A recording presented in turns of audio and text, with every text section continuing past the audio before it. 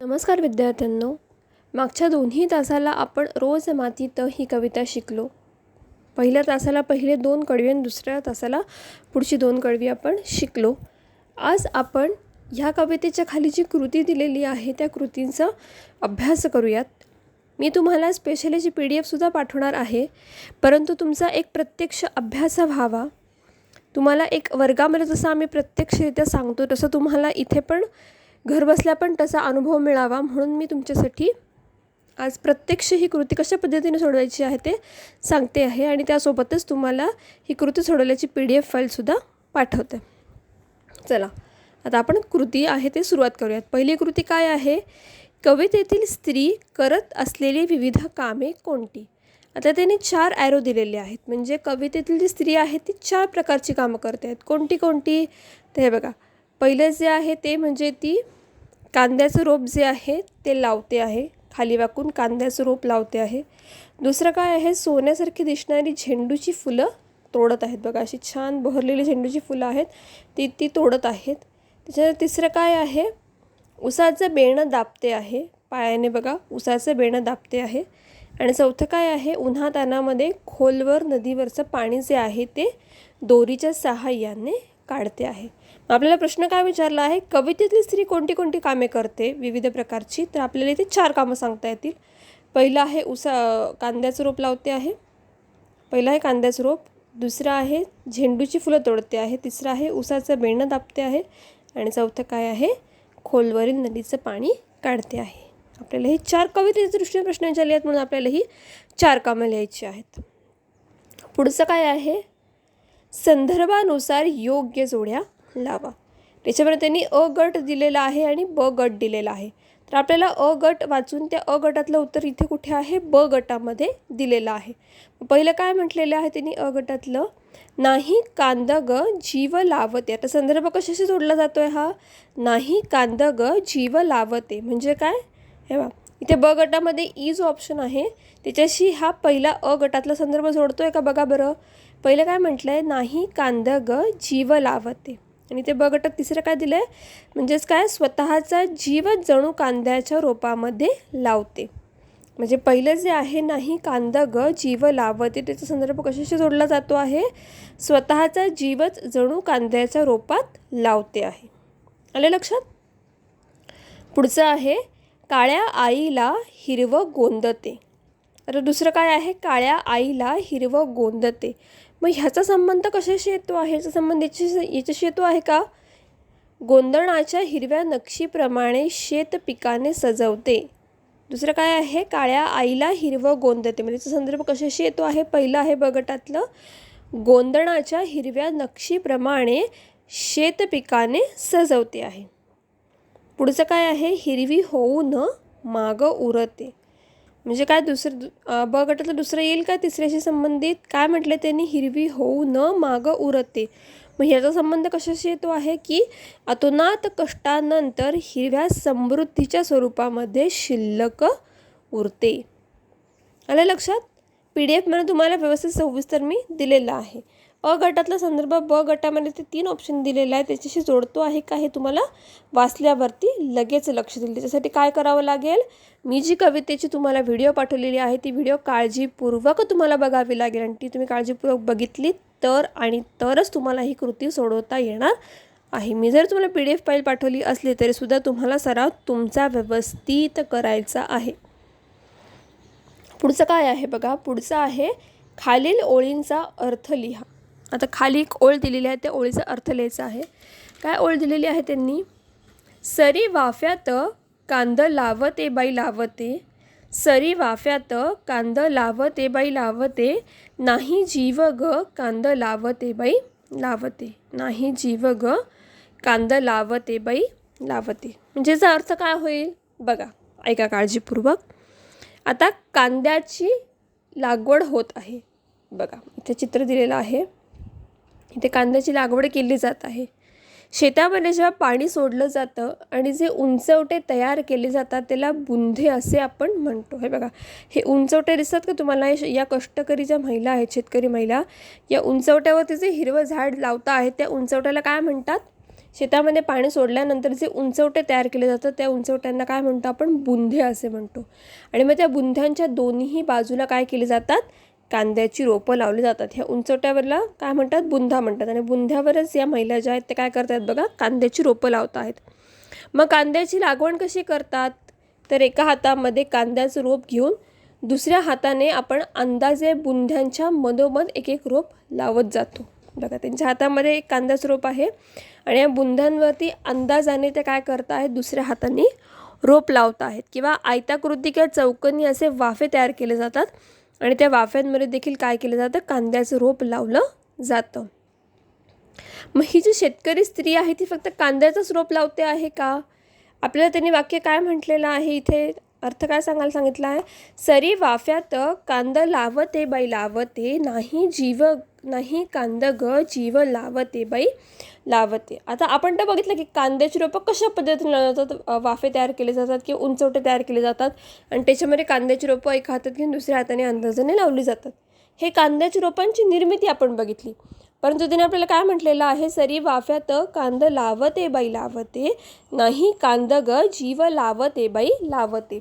मग ही जी शेतकरी स्त्री आहे ती फक्त कांद्याचाच रोप लावते का? तर तसं नाही. तर ती काय करते आहे?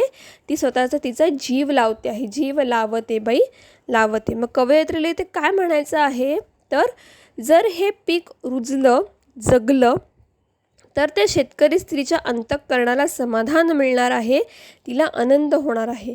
परंतु जर दुर्दैवाने तिचं हे पीक जे आहे ते सुकलं तर तिच्या अंतःकरणाला काय होणार आहे? तिचं अंतःकरण कोमेजणार आहे, तिचं मन कोमेजणार आहे. म्हणून तिने फक्त कांद्याची रोपं नाही लावली. म्हणूनच तिने काय केले? म्हणूनच तिने फक्त कांद्याची रोपं नाही लावली, तर तिनं प्रत्येक रोपाबरोबर तिने काय केलेलं आहे? आपला जीव ओतलेला आहे, आपलं मन त्याच्यामध्ये गुंतवलेलं आहे. म्हणून ते काय म्हटलं आहे? नाही कांद ग जीव लावते बाई लावते. म्हणजे फक्त कांद्याचं रोप न लावता त्या प्रत्येक रोपागणिक, त्या प्रत्येक रोपासोबत, त्या प्रत्येक रोपाबरोबर मी माझा काय करते आहे? जीव ओतते आहे. म्हणजे अतिशय मनापासून मी ते काय करते आहे? त्या सरींमध्ये ती कांद्याचं रोप लावते आहे, असा अर्थ इथे स्पष्ट होतो. आलं लक्षात? पुढचं तिसरं आहे काव्य सौंदर्य. काव्य सौंदर्यामध्ये पहिलं काय म्हटलं आहे बघा? काळ्या आईला हिरवं गोंदते बाई गोंदते, या ओळीतील भाव सौंदर्य स्पष्ट करा. आता बघा, तिने तिसरा जो प्रश्न त्याच्यामध्ये काय दिले? काव्य सौंदर्य दिले. काव्य सौंदर्य म्हणजे काय? कवितेतलं सौंदर्य. म्हणजे कवितेमध्ये अशा काही महत्त्वपूर्ण ओळी आलेल्या आहेत त्याच्यामुळे त्या कवितेचं काव्य सौंदर्य म्हणजे त्या कवितेचं सौंदर्य जे आहे ते काय झालेलं आहे?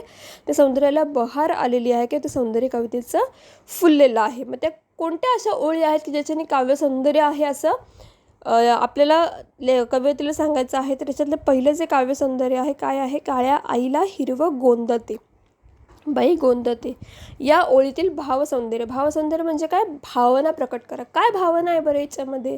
तुम्हाला आता तुम्ही व्हिडिओ व्यवस्थित ऐकले असेल तर तुम्हाला नक्कीच कळेल. प्रत्येकाने व्हिडिओ ही हेडफोन टाकून काळजीपूर्वक ऐकायची आहे. काय म्हटलेलं आहे? काळ्या आईला हिरवं गोंदते बाई गोंदते. यातलं भावसौंदर्य काय स्पष्ट होतं? व्यवस्थित तुम्हाला लगेच लक्षात आलं असेल, आपण बघितलेलं आहे. काय म्हटलं त्यांनी? हे बघा, आता कांद्याची रोपं ही काळ्याभोर जमिनीमध्ये लावली जात आहेत, तेव्हा कवयित्रीला ते काय कल्पना सुचते आहे की ह्या काळ्या आईच्या अंगावर आपण हिरवं हिरवं गोंधळ म्हणजेच काय? हिरवं हिरवं नक्षीकाम गोंधतो आहे किंवा हिरवं हिरवं नक्षीकाम करतो आहे. म्हणजे किती सुंदर कल्पना आहे. काळीभोर जमिनीमध्ये कांद्याची रोपं लावलेली आहेत आणि ती कांद्याची रोपं जेव्हा अशी छान हिरवीगार दिसत आहे तेव्हा खाली असं चॉकलेटी असं ते आहे शेत आणि त्याच्यावरती ही हिरवी झाडं लावल्यानंतर जे काही ते छान रोपं दिसतील, ती रोपं म्हणजे काय आहे? जणू हिरवं गोंधणाचं काम आहे किंवा हिरवं नक्षीकाम आहे. मग ही ओळ वाचल्यावरती मी तुम्हाला कुठल्या कवयित्रीचं उदाहरण दिलं होतं? आलं लक्षात? बरोबर, बहिणाबाईंचं मी तुम्हाला उदाहरण दिलं होतं. बहिणाबाई काय म्हणतात?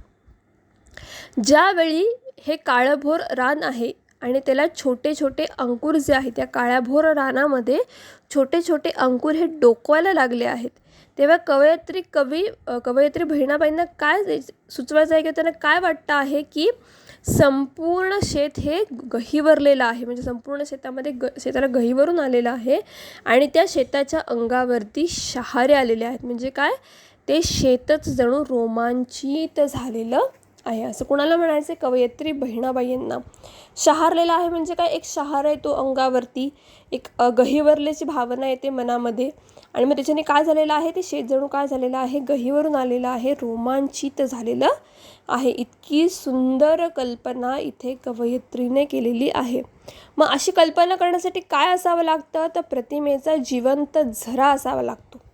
आणि प्रतिमेचा जिवंत झरा जो आहे तो कुठल्या वाक्यातनं प्रकट होतो आहे? काळ्या आईला हिरवं गोंदते बाई गोंदते. ह्यातून प्रतिमेचा जिवंत झरा जो आहे तो उत्पन्न होतो आहे ना? समजतं ना तुम्हाला? म्हणूनच मग काय आहे? म्हणूनच कवयित्री कल्पना दुधाळे यांना काय करायचं आहे? ह्या वाक्यातून किंवा काव्यपंक्तीतून त्यांना एक भावसौंदर्य म्हणजे एक मनातली भावना, सौंदर्यपूर्ण मनातील भावना त्यांना आपल्यासोबत मांडायची आहे, त्यांना आपल्याला सांगायची आहे. आलं लक्षात?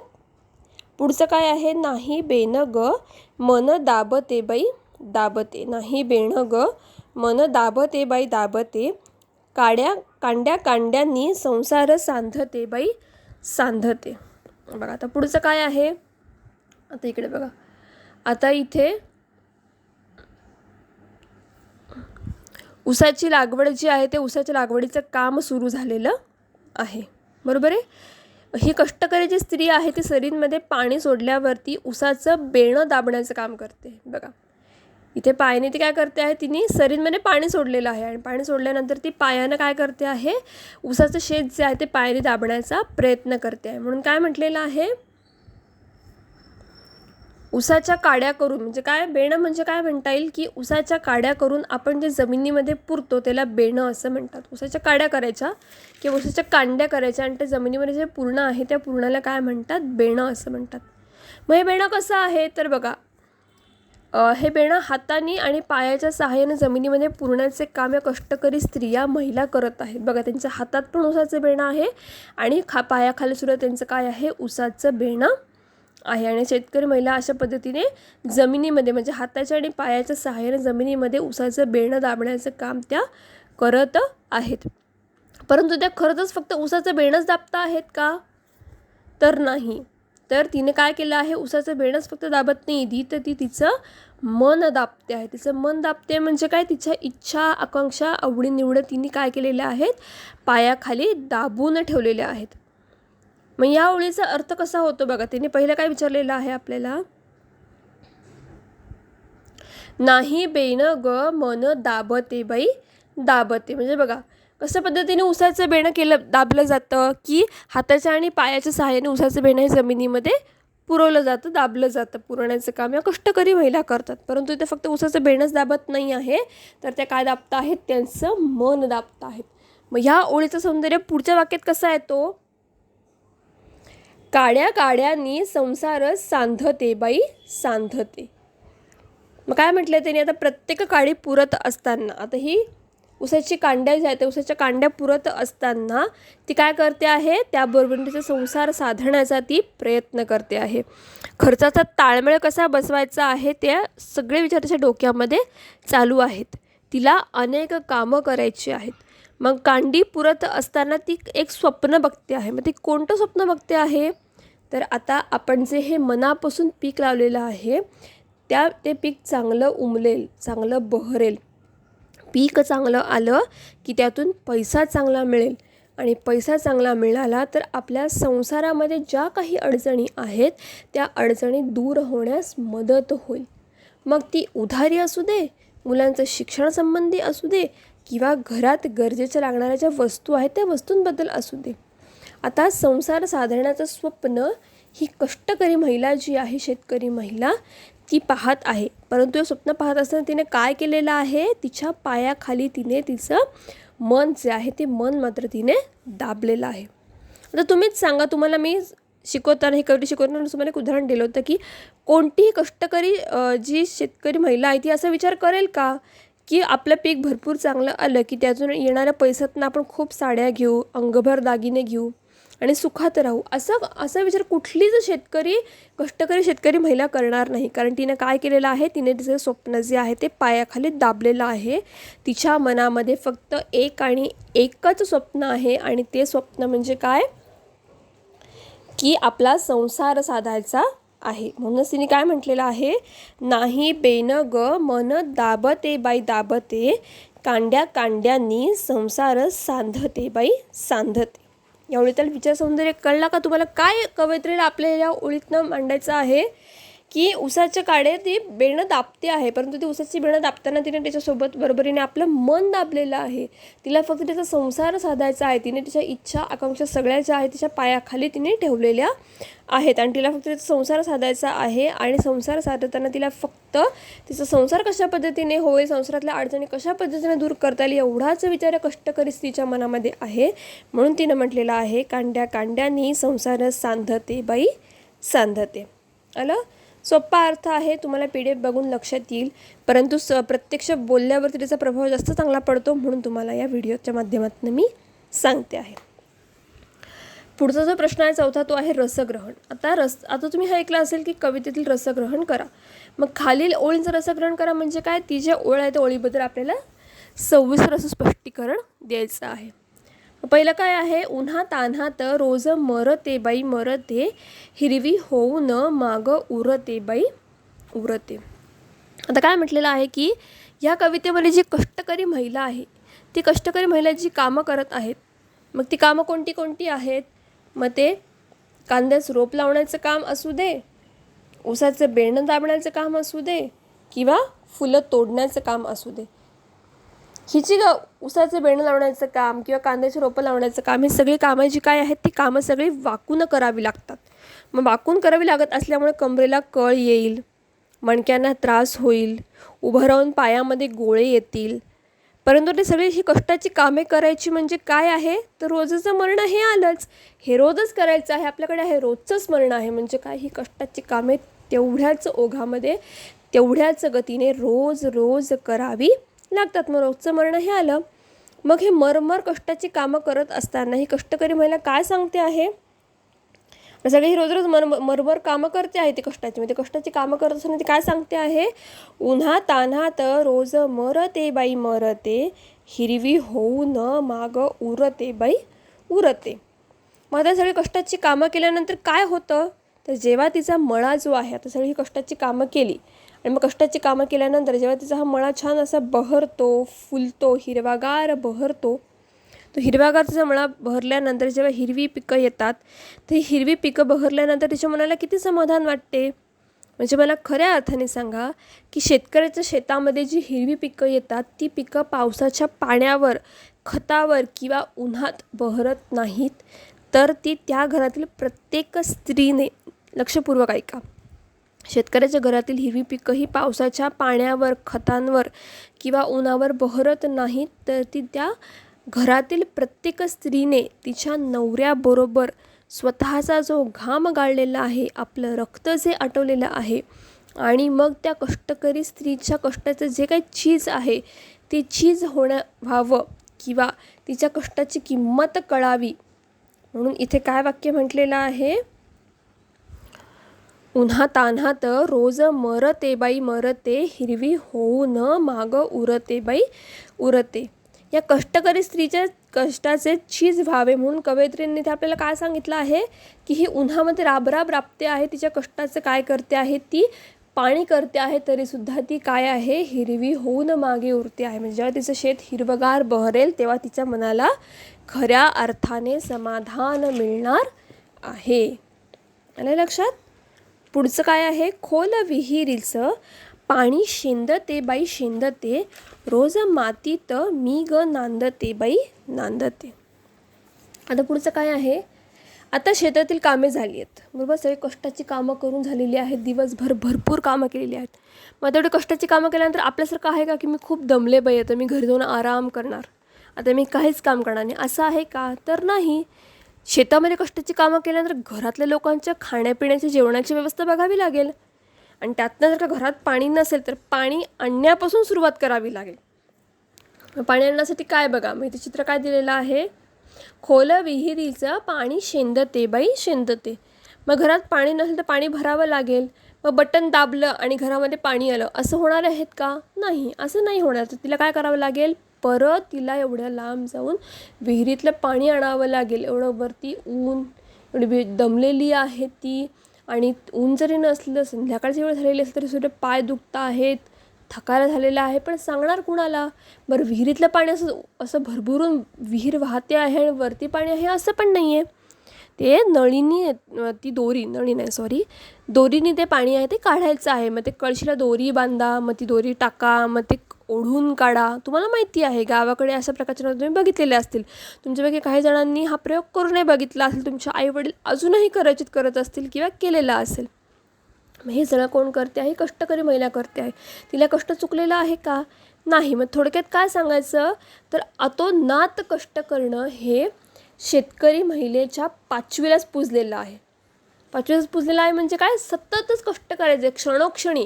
आपलं असं आहे का? आपण कॉलेजमधनं घरी गेलो, आईला सांगतो मी दमले बाई, खूप काम केलं, मी खूप दमले. आपण असं सांगतो. पण आपलं धकलं जातं. पण कष्टकरी महिलेचं धकलं जाईल का? तिने कंटाळा केला तर तिच्या कुटुंबाला खायला मिळेल का? मग एवढं कष्ट केल्याचं काय समाधान होणार मनाला? म्हणून मग ती कंटाळा न करता, आळस न करता बिचारी परत जोमाने उत्साह आणते आणि काय करते? ती परत पाणी भरायला जाते. म्हणजे तिच्या 5वीला हे कष्ट पुजलेले आहेत. सदैव तिच्या जीवनात कष्टच आहेत हे तिने कुठेतरी मनाच्या समजूत घालून स्वीकारलेलं आहे. आणि म्हणून ती काय करते आहे? काम करते आहे. म्हणजे थोडक्यात काय, तिच्या 5वीलाच हे पुजलेलं आहे. विद्यार्थ्यांनो, मला तुम्ही सांगा की ह्या कवितेतून कष्टकरी स्त्रीचं जगणं, तिचं सोसणं, तिचं त्याग, तिचं समर्पण, तिचं मातीशी असणारं नातं आणि सगळ्यात महत्त्वाचं म्हणजे वरवर न दाखवता मनात खोलवर एक वेदना घेऊन मातीत नांदत राहणं, या सर्व जाणीवा कवयित्रीने प्रभावीपणे मांडल्या आहेत. सर्व शेतकरी, कष्टकरी महिलेचे, श्रमिक स्त्रीचे जीवन ह्या कवितेतून अतिशय जिवंतपणे प्रभावित झालेले आहेत. साधी, सोपी आणि लयबद्धता यामुळे ही कविता काय होते? थेट काळजाला पोचते. आज आपली शेतकरी माऊली, कष्टकरी माऊली जी आहे ती एवढे कष्ट करते, श्रमिक स्त्री एवढे कष्ट करते, तिच्या कष्टाचं कुठेतरी जाणीव व्हावी, चीज व्हावं म्हणून कवयित्रीने अतिशय प्रभावीपणे या सगळ्या जाणीवा आपल्यासमोर मांडलेल्या आहेत. अशा पद्धतीने आपण हे जे प्रश्न आहे ते सोडवलेले आहेत. आता 5वा प्रश्न अभिव्यक्ती जो आहे त्याच्यात काय दिलेला आहे की शेतकरी स्त्रियांच्या कष्टमय जीवनाचे वर्णन कवितेच्या आधारे करा. आता आपण हे जे 2-4 वरचे प्रश्न बघितले त्याच्यावर तुम्हाला हे वर्णन करता येईल. हे 5वा अभिव्यक्तीचे जे दोन्ही प्रश्न आहेत तुम्ही तुमच्या वहीमध्ये सिक्वेन्सली मी दिलेले 5-4 प्रश्न लिहून झाले की 5वा प्रश्न तुम्ही तुमच्या वहीमध्ये लिहून ठेवायचा आहे. एक पाने जरी अभिव्यक्तीतले दोन्ही प्रश्न लिहिले की शेतकरी स्त्रियांच्या कष्टमय जीवनाचे वर्णन कवितेच्या आधारे लिहा. किंवा दुसरं काय आहे, तुमच्या परिसरातील कष्टकरी स्त्रियांचे कुटुंबाच्या उदरनिर्वाहातील योगदान स्पष्ट करा. तुमच्या शब्दात दोन्ही उत्तरं लिहायची आहे. त्याच्यामुळे मी हे PDF मध्ये दिलेलं नाही आहे. 5वा आणि हे उपक्रम हे तुझे आहे, तुम्हाला तुमचं करायचं आहे. 4 मी दिलेले सिक्वेन्सचे प्रश्न वहीत लिहून झाले की 5वा आणि त्याच्या खालचा उपक्रम काय आहे? शेतकरी महिलेची मुलाखत घेण्यासाठी प्रश्नावली तयार करा किंवा यूट्यूबवरील कवी विठ्ठल वाघ यांची तिफण ही कविता ऐका. हे तुम्ही तुमचं व्यवस्थित करायचं आहे. पण अभिव्यक्तीचं जे आहे ते दोन्ही प्रश्न एक पानी वहीत लिहायचे आहे. मी सगळ्यांच्या वह्या कधी चेक करेल, तुम्हाला त्याची पूर्व सूचना देईल. परंतु व्यवस्थित छान काळजीपूर्वक अभ्यास करा. तुम्हाला मी आता कविता व्यवस्थित सांगितलेली आहे. त्याच्या खालचा स्वाध्याय म्हणजे कृती ही पण तुम्हाला PDF पण देते आहे. प्लस तुम्हाला व्हिडिओच्या माध्यमातून प्रत्यक्षही सांगितलेलं आहे. सगळ्यांनी काळजीपूर्वक व्यवस्थित व्हिडिओ बघा. आपली कविता इथे स्वाध्याय सकट संपलेली आहे. व्यवस्थित अभ्यास करा, काळजीपूर्वक ऐका, वहीमध्ये कृती म्हणजे स्वाध्याय हा व्यवस्थित लिहा. ठीक आहे. काही अडचण असेल तर त्याच्याखाली तुम्ही अंडरलाईन करा. जसं आपल्याला वेळ मिळेल तसं आपण त्या अडचणींचं निराकरण करण्याचा प्रयत्न करूयात. All the very best. छान अभ्यास करा, सुरक्षित राहा.